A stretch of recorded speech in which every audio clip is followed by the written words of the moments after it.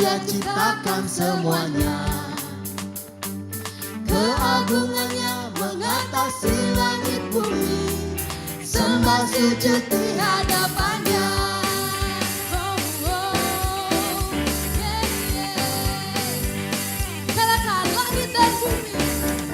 langit dan bumi, pujilah Tuhan, sebab Dia ciptakan semuanya. Keagungannya mengatasi langit bumi, sembah sujud di hadapannya. Ku puji, ku sembah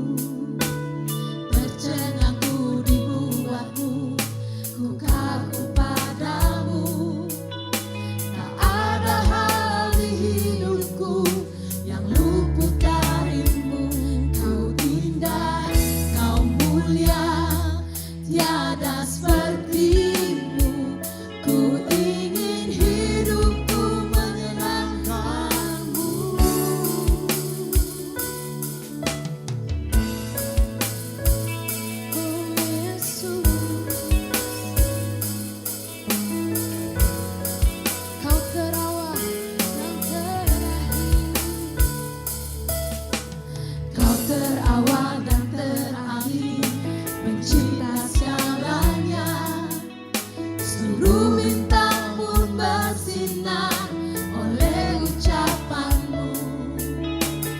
Engkau pun mengasihiku, menulis hidupku. Tak henti senap nafasku, menyembahmu selalu. Ku puji, sembah, tiada sepertimu. Ku ingin hidupku menyenangkanmu.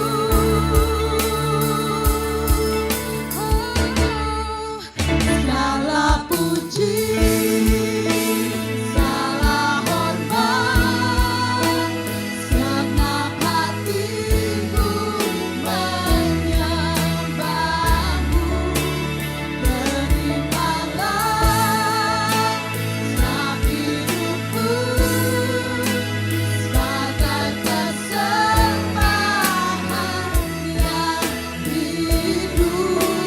Segala puji, segala hormat, segenap hatiku menyembahmu. Terimalah segenap hidupku sebagai persembahan yang hidup. Anugerah-Mu, Yesus.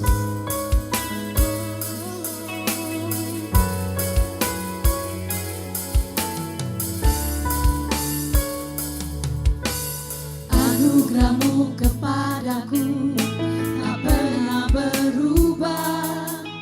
Perbuatan-Mu terlukiskan di dalam hatiku. Tercengangku dibuat-Mu, ku kagum padamu. Tak henti segenap nafasku, henti segenap nafasku, menyembahmu selalu. Ku puji, ku puji, ku sembah, tiada sepertimu.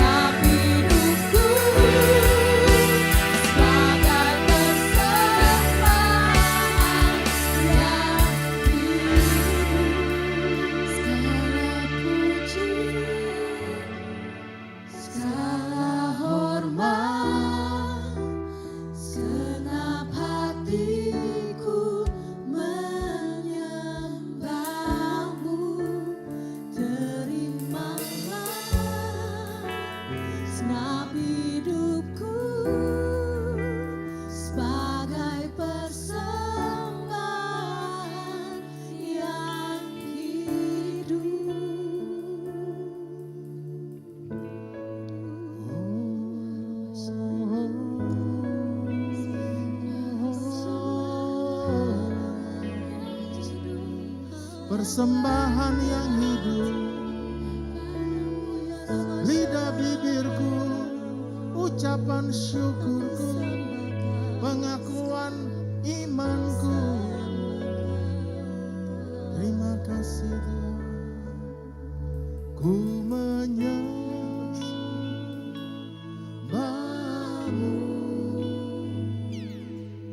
ku sembahmu,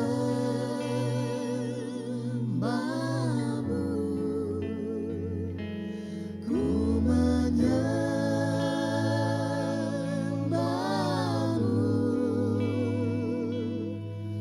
ku sembahmu,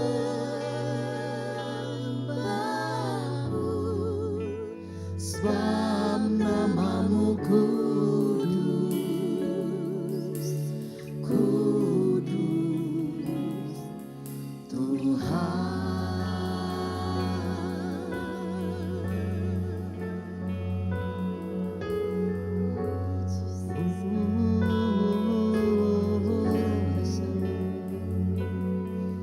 Ku masuk ruang Maha Kudus dengan darah anak domba. Ku masuk dengan hati tulus, menyembah yang Maha Kuasa.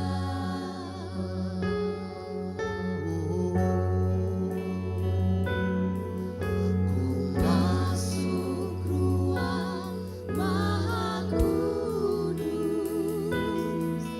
dengan darah anak domba. Ku masuk dengan hati tulus, menyembah yang Maha Kuasa. Ku menyembahmu,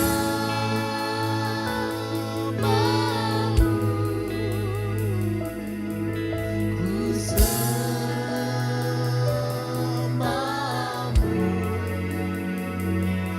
ku menyembahmu,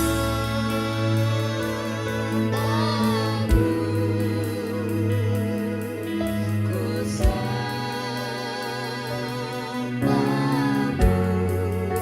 sebab namamu kudus,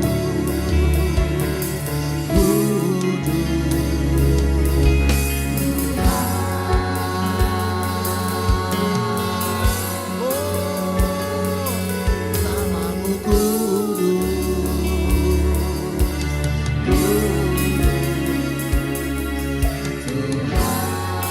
menyembahmu pagi ini,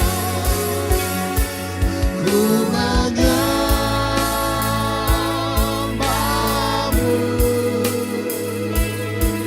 ku sembahmu,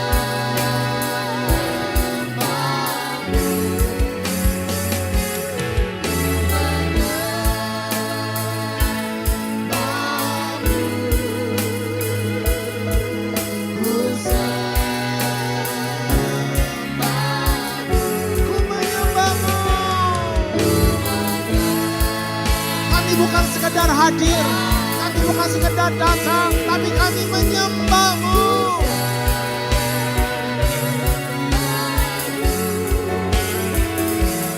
Ku menyembahmu,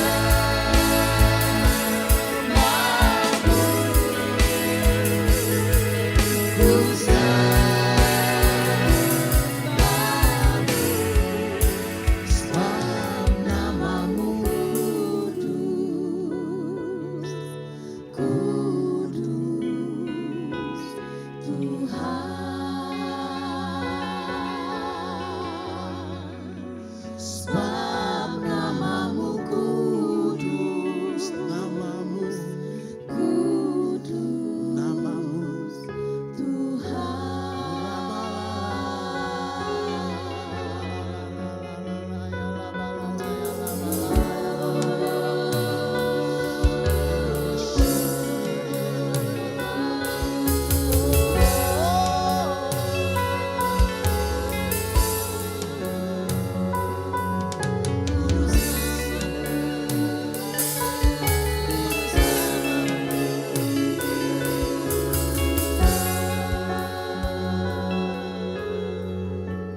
sambut, katakan.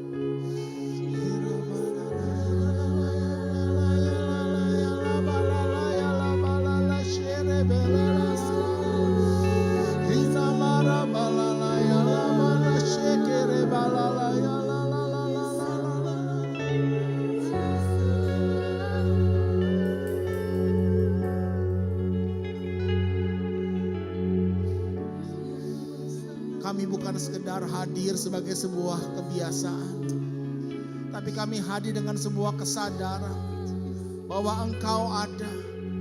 Engkau yang menciptakan segala sesuatu. Engkau yang menciptakan kami semua. Dan hanya kepadamu-lah kami bersujud. Hanya kepadamu-lah kami mempersembahkan hidup kami. Kami diciptakan dengan tujuan. Bukan tujuan kami, tapi tujuan-Mu Tuhan. Dan Engkau datang ke dunia ini, Engkau mati menebus semua dosa kami. Agar kami tidak lagi hidup dalam dosa, tapi kami hidup dalam kebenaran-Mu, dalam kekudusan-Mu. Karena kami diciptakan untuk hidup dalam hadirat-Mu Tuhan. Kami diciptakan untuk hidup dalam hadirat-Mu Bapa. Sama seperti ikan diciptakan untuk hidup dalam air. Demikianlah kami diciptakan untuk hidup dalam hadirat-Mu Tuhan. Di luar hadirat-Mu kami lemah Tuhan. Di luar kebenaran-Mu kami tidak berdaya Tuhan. Kami diciptakan untuk hidup dalam kasih-Mu, dalam kebenaran-Mu, dalam hadirat-Mu Tuhan. Dan ketika kami ada hidup dalam kebenaran, kasih dan hadirat-Mu, kami tahu Tuhan kami tidak terkalahkan. Kami sembuh, kami kuat, kami diberkati. Karena kami tidak hidup dalam kebenaran kami, tapi kami hidup dalam kebenaran-Mu Bapa. Dan pagi ini singkapkan kebenaran-Mu, buat kami mengerti Tuhan. Mari Bapak Ibu Saudara, katakan setelah saya, sadarkan aku Tuhan, aku diciptakan untuk hidup dalam kebenaran-Mu, dalam kasih-Mu, dalam hadirat-Mu. Aku sembuh, aku kuat, aku sehat, aku diberkati, hidupku maksimal. Ketika aku hidup dalam kebenaran-Mu, dalam kasih-Mu, dalam hadirat-Mu. Sadarkan dirimu pagi ini saudara. Kita diciptakan untuk mengasihi Tuhan, bukan mengasihi dunia ini. Kita diciptakan untuk mencintai perkataan firman-Nya. Dan biarlah pagi ini perkataan firman Tuhan menjadi kebenaran yang memerdekakan hidup. Sadarkan dirimu di dalam nama Tuhan Yesus. Setiap kita yang percaya bersama-sama katakan amin. Haleluya. Saya percaya Tuhan hadir di tengah-tengah kita, saudara. Dan pagi ini firman Tuhan akan berbicara mengenai bagaimana kita bisa menemukan dan mencabut akar segala masalah.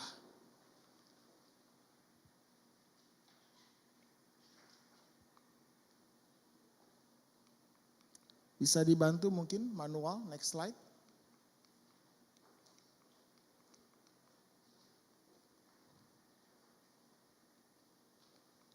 Menemukan dan mencabut segala akar masalah. Next slide.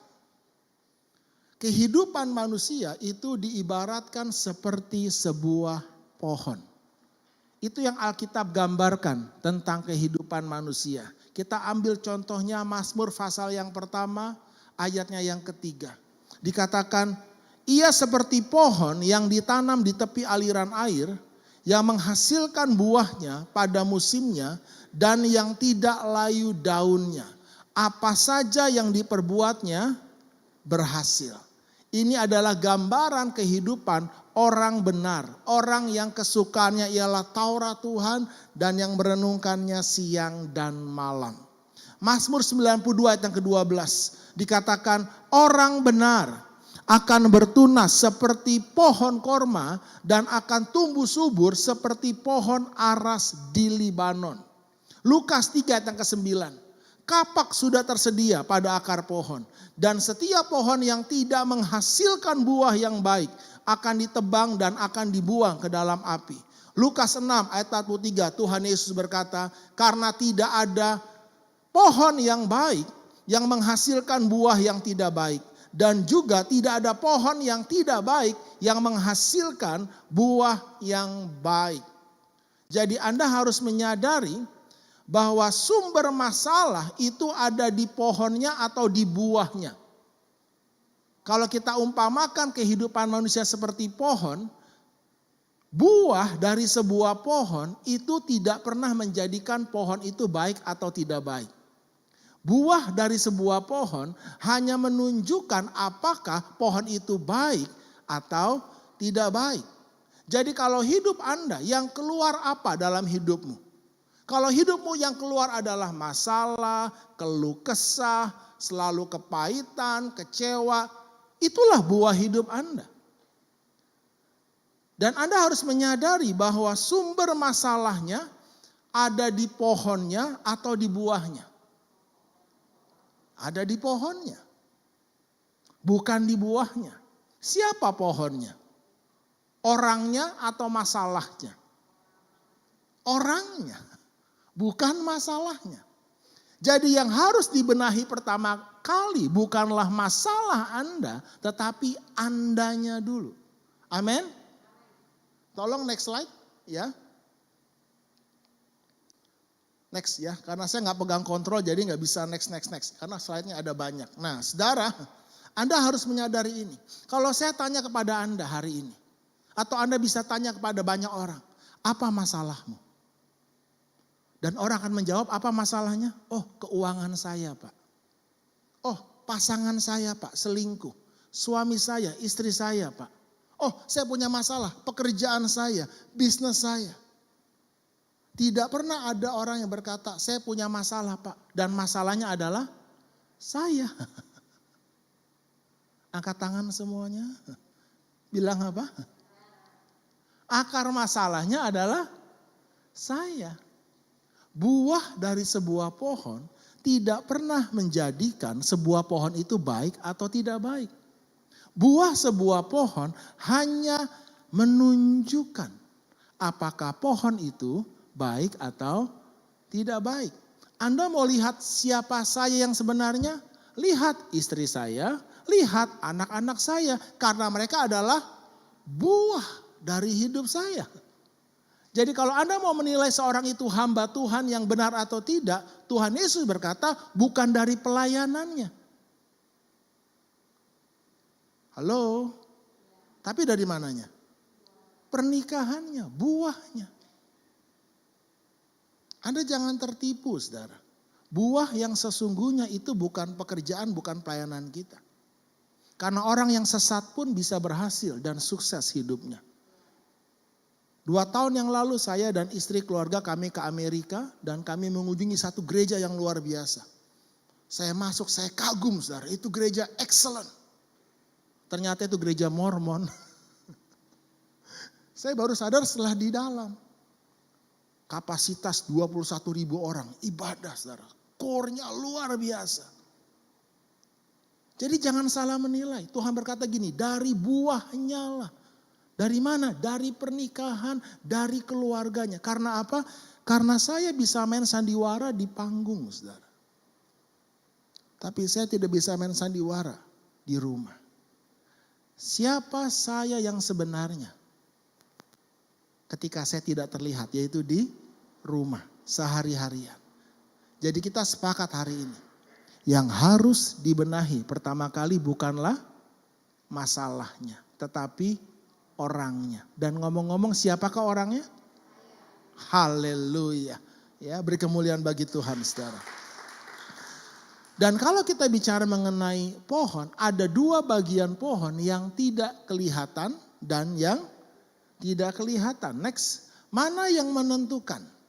Yang kelihatan atau yang tidak kelihatan? Mati hidupnya sebuah pohon itu ditentukan bukan oleh apa yang kelihatan, tetapi oleh apa yang tidak terlihat, yaitu oleh akarnya. Nah, sekarang saudara, banyak orang lebih fokus kalau ada masalah yang diselesaikan adalah masalah yang terlihat. Bukan yang tidak terlihat. Selama Anda hanya fokus untuk menyelesaikan masalah yang terlihat, tidak heran masalahmu akan timbul lagi. Dan bicara pohon, kita jemaat Victory Church tahu pohon apa yang memberi kita kenangan yang tidak terlupakan? Pohon rambutan. Dan yang paling susah dicabut itu bukan batangnya, bukan cabangnya, bukan daunnya. Itu hitungan jam selesai. Yang paling susah dicabut dan dihilangkan adalah akarnya. Sampai ada jemaat yang kepahitan dan hampir putus asa karena akarnya dalam sudah puluhan tahun. Dan walaupun sudah digali, itu akar susah diangkat, saudara. Itulah masalah kita yang sebenarnya. Next. Jadi sadarlah, baca sama-sama statement ini. Akar segala masalah bukan yang terlihat, namun yang tidak terlihat. Next. Anda harus menyadari satu hukum ini. Bahwa yang tidak kelihatan, itulah yang menentukan apa yang tidak terlihat. Itu sebabnya firman Tuhan berkata dalam 2 Korintus 4 ayat yang ke-18. Mari kita baca bersama-sama. Sebab kami tidak memperhatikan yang kelihatan, melainkan yang tak kelihatan. Karena yang kelihatan adalah sementara, sedangkan yang tak kelihatan adalah kekal. Next, jadi Anda harus sadar masalahnya adalah kita lebih menaruh perhatian pada apa yang terlihat. Yaitu masalah kita. Bukan pada apa yang tidak terlihat, yaitu sumber segala masalah kita. Next, selama Anda melihat masalah yang sesungguhnya adalah apa yang terlihat, bukan yang tidak terlihat, maka sampai kapanpun Anda tidak akan pernah mengalami terobosan dalam hidup Anda. Ini saya baru dapatkan subuh tadi pagi jam 5, oke? Ini tidak ada di video YouTube. Firman Tuhan itu selalu bertumbuh, saudara. Saya disadarkan. Ayo, angkat tangan bilang gini, sadar. Ayo baca sama-sama, ganti kata Anda dengan kata saya. 2, 3. Selama saya melihat masalah yang sesungguhnya adalah apa yang terlihat, bukan yang tidak terlihat, maka sampai kapanpun pernikahanmu, keuanganmu, kesehatanmu, masa depanmu tidak akan mengalami terobosan dalam hidupmu. Anda harus mengerti ini dulu. Karena selama kita fokus hanya kepada yang terlihat, tidak heran banyak anak Tuhan hidupnya berputar-putar di masalah yang sama. Karena akarnya tidak pernah dicabut.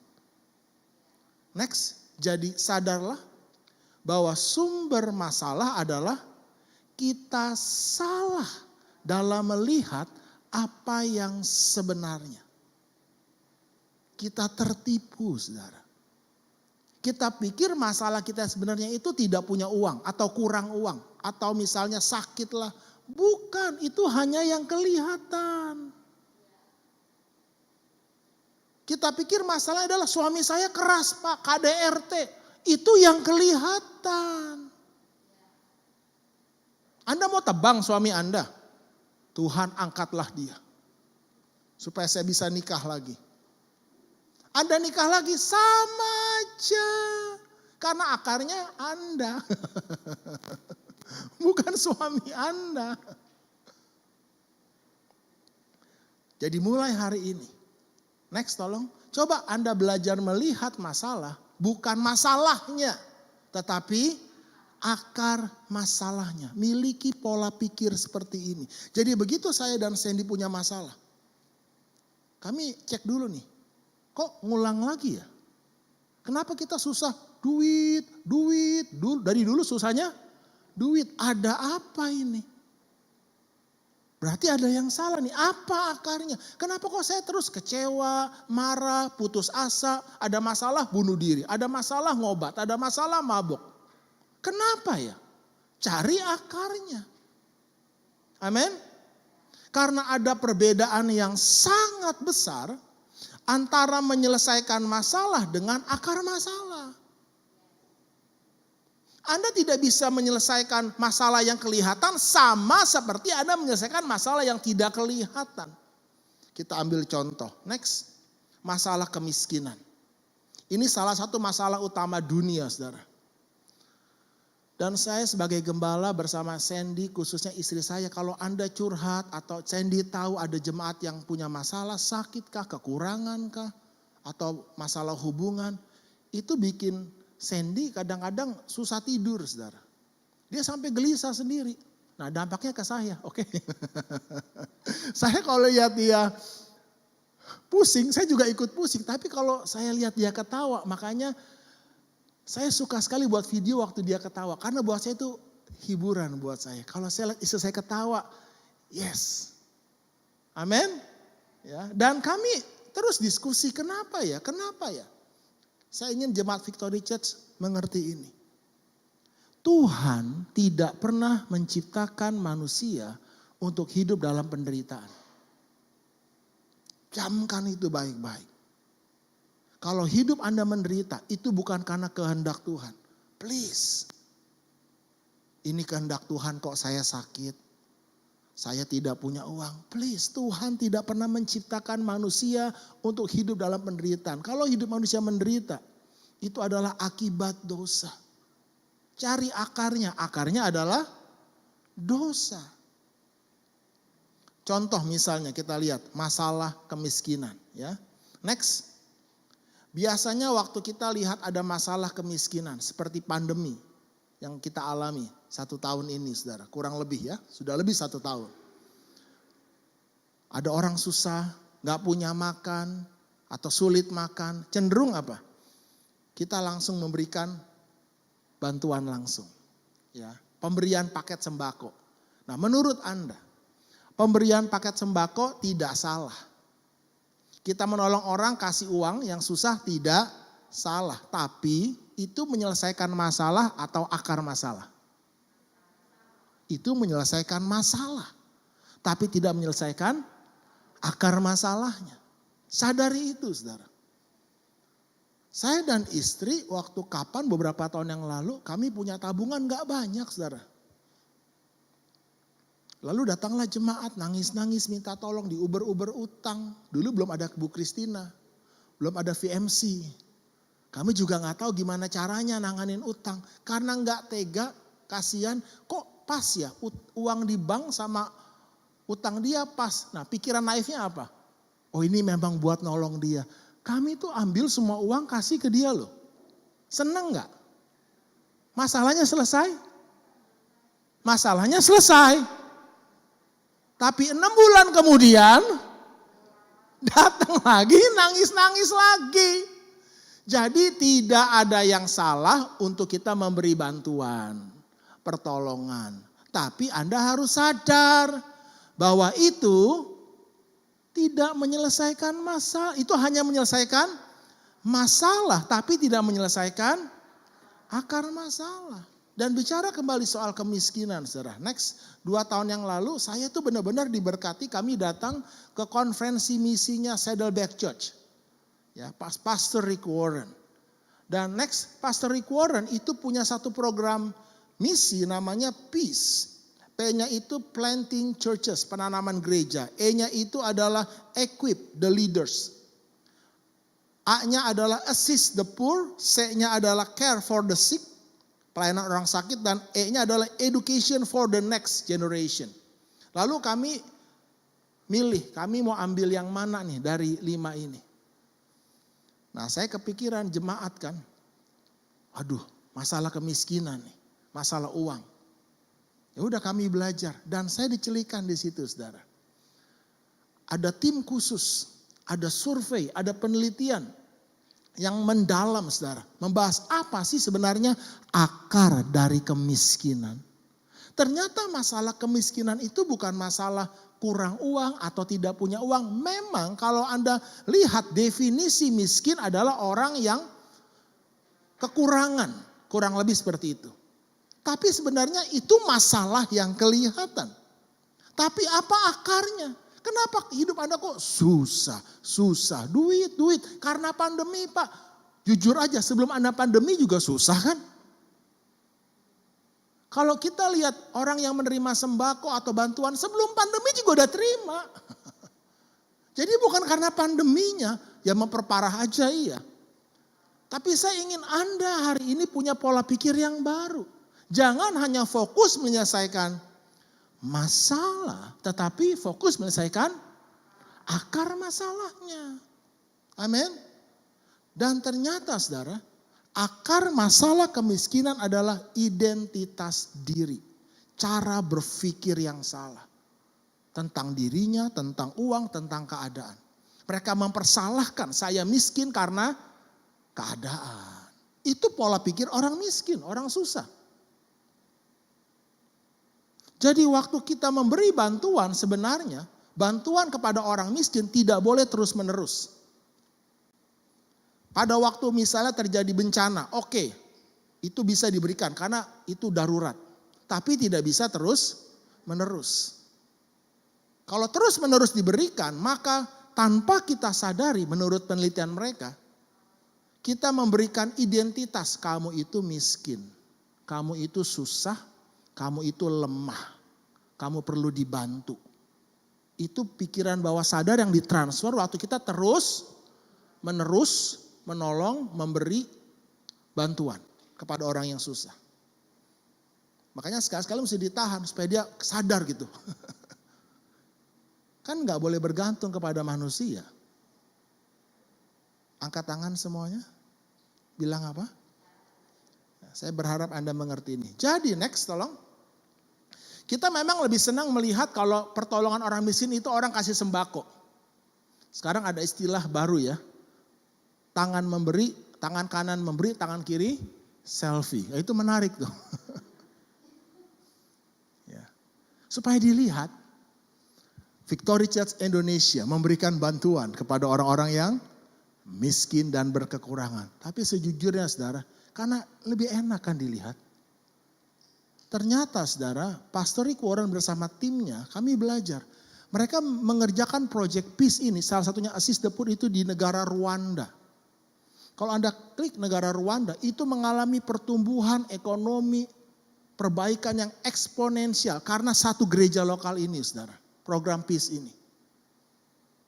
Dan salah satunya adalah Anda lihat, ini cara mereka menolong orang miskin. Kurang menyentuh ya, ngapain orang miskin kok. Kenapa? Dibikin kelompok belajar seperti VMC, ya, identitas diri, budgeting, diajar menabung, akhirnya dilatih bagaimana usaha mandiri, melihat peluang. Coba kamu lihat ada peluang apa? Uang itu di belakang, bukan di depan, saudara. Wow, saya diberkati, ini luar biasa, ini jawaban. Jadi katakan setelah saya, sumber masalah hidup saya. Bukan yang terlihat, namun yang tidak terlihat. Next, karena itu Matius 28 ayat 19 sampai 20a berkata apa? Karena itu pergilah, jadikanlah semua bangsa muridku dan baptislah mereka dalam nama Bapa, Anak dan Roh Kudus. Setelah itu dan ajarlah mereka melakukan segala sesuatu yang telah kuperintahkan kepadamu. Itu menyelesaikan akar masalah. Setelah Anda lahir baru, rohmu diperbaharui, engkau harus diajar. Bukan dihibur, bukan ditolong, bukan diperhatikan, dielus-elus, bukan. Diajar, sedikit dihajar lah kalau nakal. Untuk apa? Melakukan perintah Tuhan. Karena akar segala masalah itu dosa. Dan apa itu dosa? Kita melanggar perintah Tuhan. Itu akarnya. Kita harus kembali melakukan perintah Tuhan. Itulah esensi pemuridan, ketaatan, bukan pelajarannya. Saya udah ikut kok pelajarannya, tapi kalau Anda tidak lakukan, aku masih seperti yang dulu. Ya gak berubah, saudara. Next, karena itu saya senang sekali ketika badai Tuhan Yesus datang menghampiri murid-muridnya. Yesus berjalan di atas air, saudara. Apa respon Petrus? Lalu Petrus berseru dan menjawab Tuhan. Tuhan, apabila engkau itu, suruhlah aku datang kepadamu berjalan di atas air. Tuh, Petrus tidak teriak minta tolong. Petrus berkata di tengah badai keuangannya, di tengah badai mungkin pernikahannya, di tengah badai hidupnya. Tuhan, kalau engkau itu suruhlah aku. Perintahkanlah aku. Apa yang Anda cari di masa sukar Anda? Penghiburan atau perintah Tuhan? Penghiburan menguatkanmu, tapi itu tidak membawa engkau keluar dari masalahmu. Petrus minta, Tuhan perintahkan sesuatu. Sama seperti perwira yang bujangnya atau hambanya sakit. Yesus katakan, oke, aku akan datang ke rumahmu. Perwira ngomong gini, gak perlu datang, perintahkan saja. Maka bujangku akan sembuh. Anda harus mengerti ini. Petrus pun berjalan di atas air. Dia keluar dari batasan hidupnya. Perahu itu batasan hidup, saudara. Waktu Petrus melakukan perintah Tuhan, dia taat. Amin. Lukas pasal yang kelima ayat yang keempat. Ya. Ini hukum, ini pola. Ini kebenaran. Setelah selesai berbicara, Yesus berkata kepada Simon, bertolaklah ke tempat yang dalam dan tebarkanlah jalamu untuk menangkap ikan. Ini adalah perintah, saudara. Yang Tuhan berikan kepada Simon, Petrus, waktu itu masih Simon namanya, setelah semalam-malaman cari ikan, tidak ada hasil. Bumi ini ada waktunya memang tidak bisa menghasilkan, lagi krisis memang. Bumi ini ada batasnya, usaha kita ini ada batasnya. Anda sudah kerja keras, tapi memang lagi susah gimana? Nggak ada hasil, semua lagi susah, ekonomi lagi berat. Tapi percayalah saudara, ada hukum yang lain yang bisa mengatasi hukum kesulitan bumi ini. Itu namanya hukum berkat Tuhan, saudara. Berkat Tuhanlah yang menjadikan kita kaya, susah payah, penderitaan ekonomi dunia tidak mempengaruhinya. Di mana letaknya? Pada perintah perkataan Tuhan.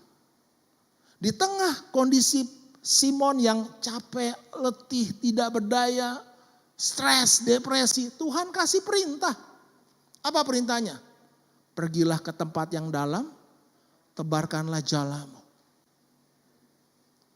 Simon bisa aja kasih alasan, Tuhan, teganya. Kok gak ngerti sih keadaan saya? Kan saya lagi susah, kok disuruh memberi? Kok lagi susah, kok disuruh mengucap syukur? Anda dan saya akan selalu punya alasan yang tepat untuk tidak melakukan perintah Tuhan. Tapi kalau Anda tidak melakukan perintah Tuhan, itulah masalahnya. Padahal jalan keluar dari semua masalah kita adalah perintah Tuhan yang kita percayai dan lakukan. Next, ya, ini pola pikir yang saya mau Anda mengerti. Mana yang lebih dahulu? Taat perintah Tuhan saat keadaan tidak baik. Atau tunggu keadaan membaik baru taat perintah Tuhan. Mana yang benar? Kita harusnya taat dulu kepada perintah Tuhan meskipun keadaan sedang tidak baik. Anda memberi, Anda mengucap syukur, Anda memuji Tuhan. Seperti Paulus dan Silas, kondisi di penjara, mereka memuji Tuhan. Karena ada ayatnya kan, ucapkanlah syukur senantiasa, apapun keadaannya. Tapi sejujurnya kita lebih menunggu keadaan membaik. Allah mengerti. Ngerti dong, kan keadaan lagi susah. Itulah masalahnya. Wahyu 3 ayat ke-8. Mari kita baca bersama-sama ayat ini. Tuhan berkata, aku tahu segala pekerjaanmu. Lihatlah, aku telah membuka pintu bagimu yang tidak dapat ditutup oleh seorang pun. Aku tahu bahwa kekuatanmu tidak seberapa. Namun engkau menuruti firmanku dan engkau tidak menyangkal namaku. Aku tahu kekuatanmu tidak seberapa. Aku tahu kamu lagi susah, kata Tuhan. Aku tahu di rekeningmu duit tinggal berapa. Aku tahu suamimu seperti apa. Aku tahu engkau lemah. Aku tahu engkau depresi. Tapi tolong, jangan biarkan kelemahanmu itu sebagai alasan untuk engkau tidak melakukan kehendak Tuhan.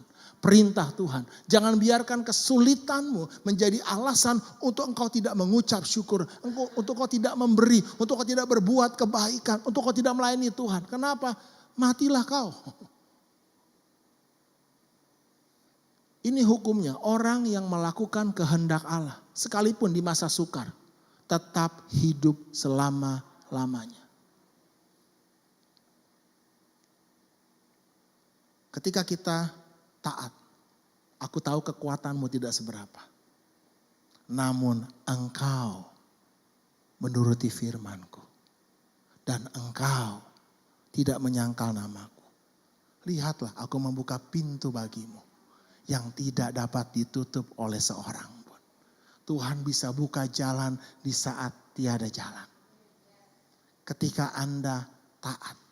Simon Petrus melakukan hal yang sama seperti yang dia lakukan semalam puluhan kali. Tapi bedanya apa, saudara?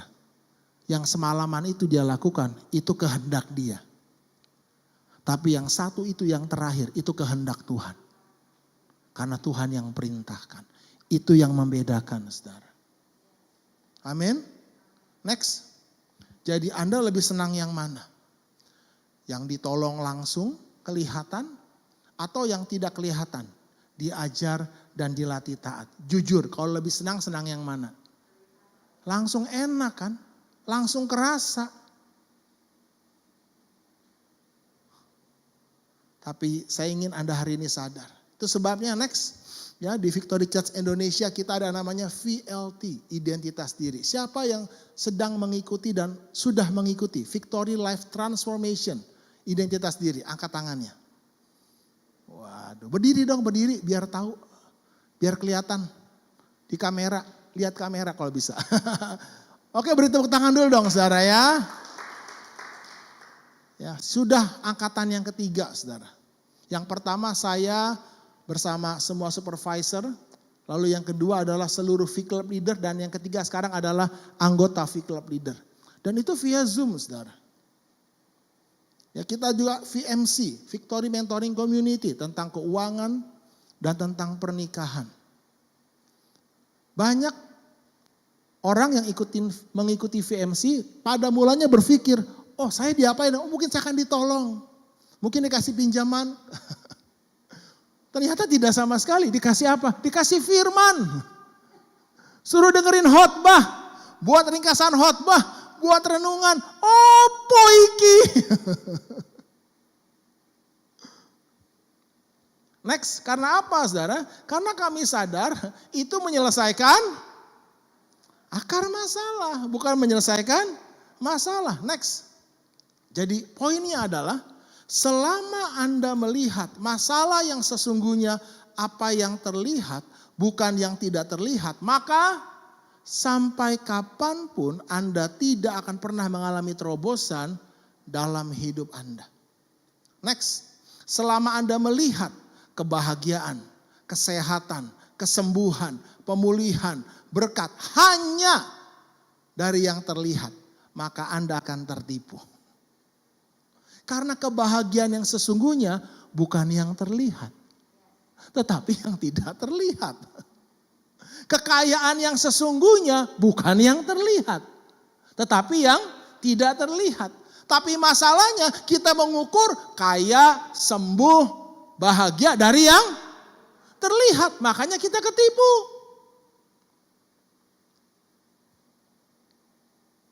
Kita berpikir kalau saya jadi number one. Followernya berapa? Sebutlah 1 juta follower. Awalnya doang senang, lama-lama biasa aja.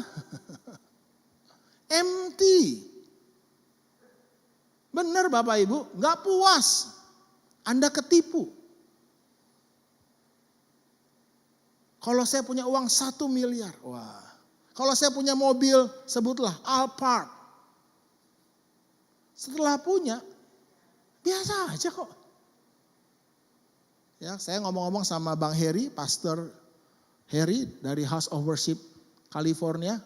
Kita juga ajar ini tentang harga diri, ya, keberhargaan hidup yang sesungguhnya, VLT, identitas diri. Dia berhasil di Amerika, pengusaha. Punya banyak rumah, saudara, properti. Istrinya punya usaha kirim barang.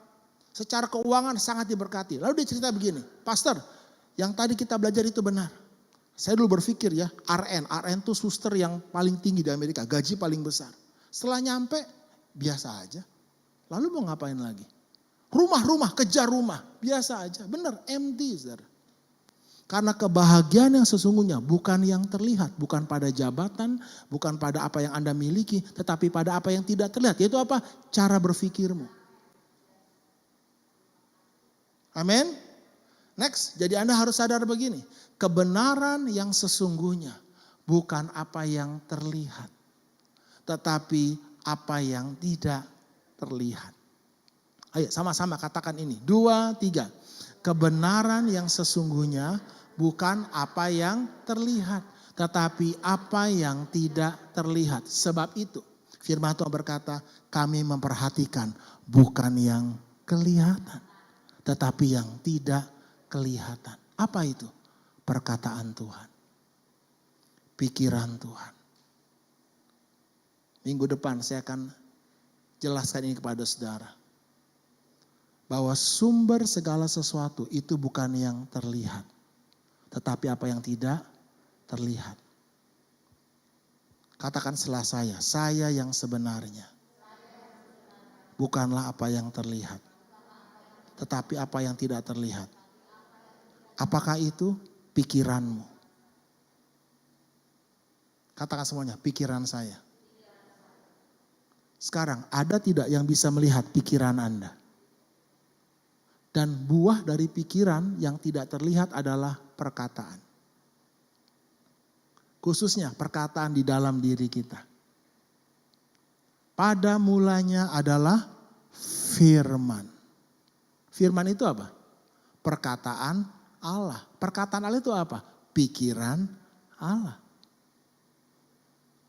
Menurut Bapak Ibu, baju yang saya pakai, ini pada mulanya apa? Ini kan pikiran. Ini ide. Mikrofon ini apa? Pikiran, ide. Lalu Anda berkata,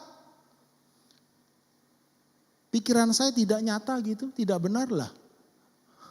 Kalau Anda nggak punya pikiran, ya siapa Anda? Karena Anda yang sebenarnya adalah apa yang Anda pikirkan. Kesehatan yang sebenarnya itu bukan apa yang terlihat, tetapi apa yang tidak terlihat. Sumber penyakit itu bukan apa yang terlihat. Saya tidak mau mengukur sehat sakit dari apa yang terlihat, tapi dari apa yang tidak terlihat. Saya sehat, kenapa? Karena Tuhan yang mengatakannya. Oleh bilur-bilurku, kamu sudah sembuh. Dan saya pegang itu. Perkataan Tuhan itu lebih dahulu ada, jauh sebelum bumi ini ada. Jadi kalau Anda mengatakan, tapi pastor kenyataannya, selama Anda menilai kenyataan dari apa yang Anda lihat dan Anda rasakan, sorry to say, sampai mati pun Anda akan hidup dalam tipu muslihat iblis, engkau tidak bisa hidup dalam iman. Karena orang benar akan hidup oleh iman. Dan iman timbul dari pendengaran akan firman Tuhan. Sebab hidup kami ini adalah hidup karena percaya kepada perkataan Tuhan, bukan kepada apa yang kami lihat. Masalahnya Anda lebih percaya apa yang Anda lihat dan rasakan lebih dari apa yang Tuhan katakan. Itu sebabnya engkau tidak bisa bersuka cita, responmu salah. Jadi mulai hari ini,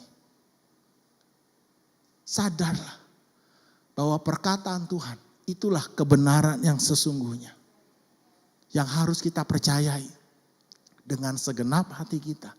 Lebih dari apa yang kita lihat dan rasakan. Mari kita berdiri bersama-sama.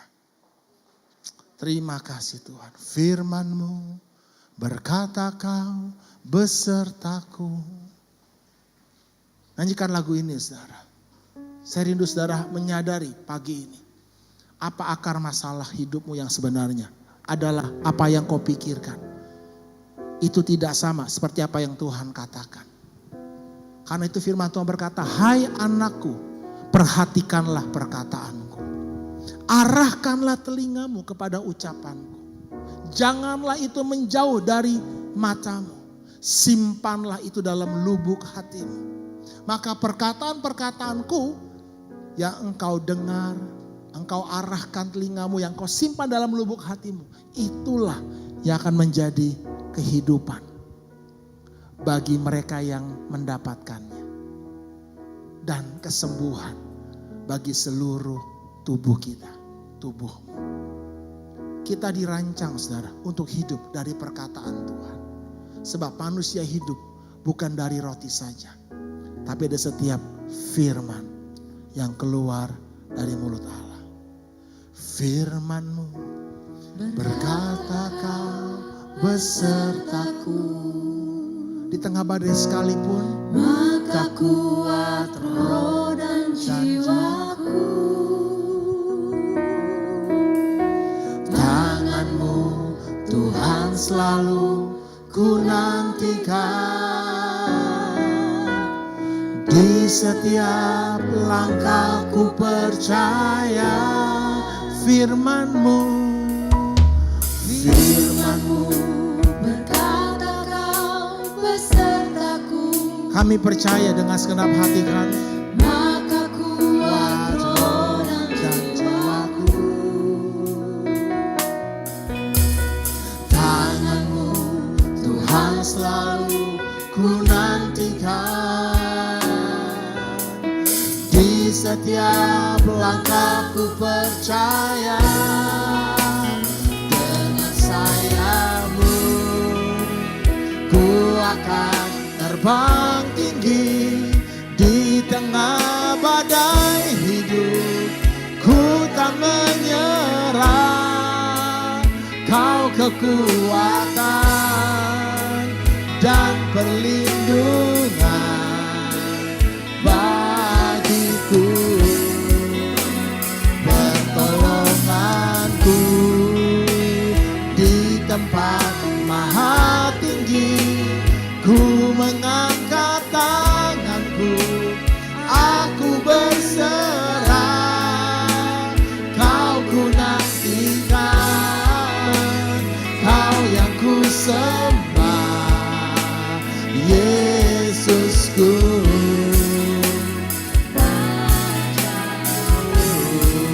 Dengan sayap-Mu, dengan perkataan firman-Mu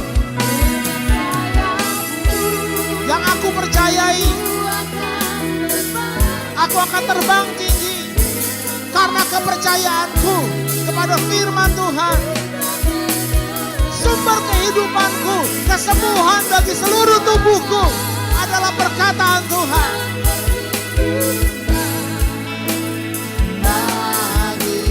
Sumber sukacitaku, sumber ketenangan jiwaku, sumber kebahagiaan hidupku.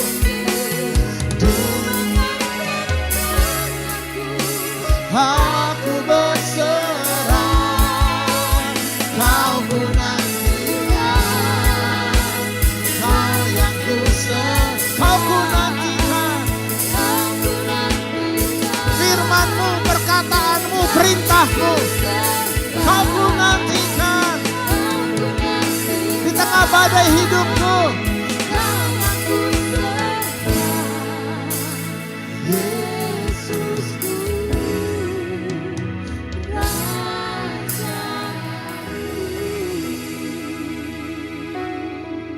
Berbahagialah orang yang kesukaannya ialah Taurat Tuhan, dan yang merenungkan Taurat itu siang dan malam.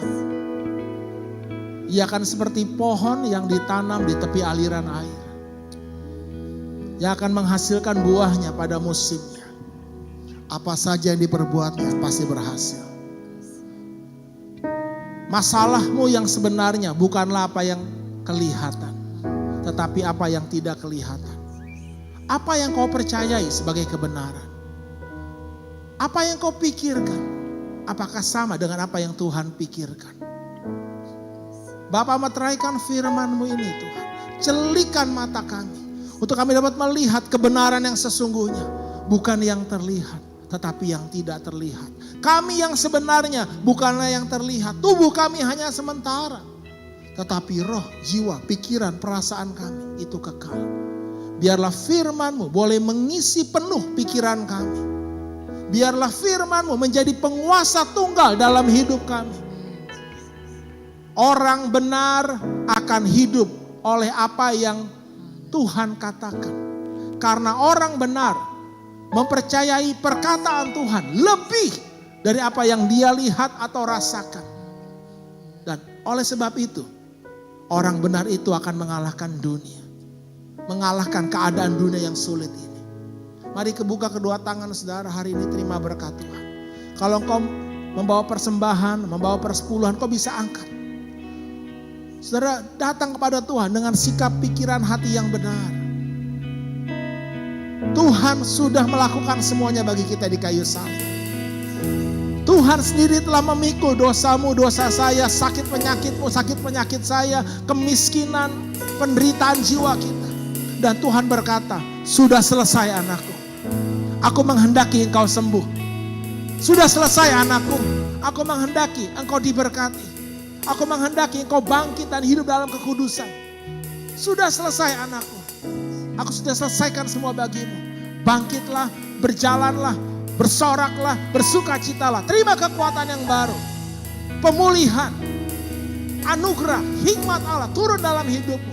Karena Tuhan sudah selesai mengerjakan semuanya bagi kita di kayu salib. Dan kita percaya. Katakan, aku percaya Tuhan. Aku terima berkat-Mu pagi ini. Aku terima keselamatan, kekuatan, perlindungan yang sudah Kau sediakan bagiku. Di dalam nama Tuhan Yesus Kristus. Setiap kita yang percaya bersama-sama katakan amin. Selamat hari Minggu. Tuhan memberkati.